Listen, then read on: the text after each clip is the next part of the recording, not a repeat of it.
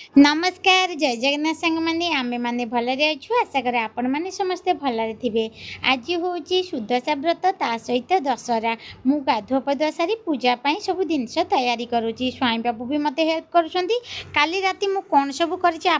देखा मु आगुरी भावे जे जेकोसी पूजा व्रत वगैरह पड़े बो आ खुड़ी हेरिका गोटे दिन आगु एत कौन सब तैयारी करके रखुंट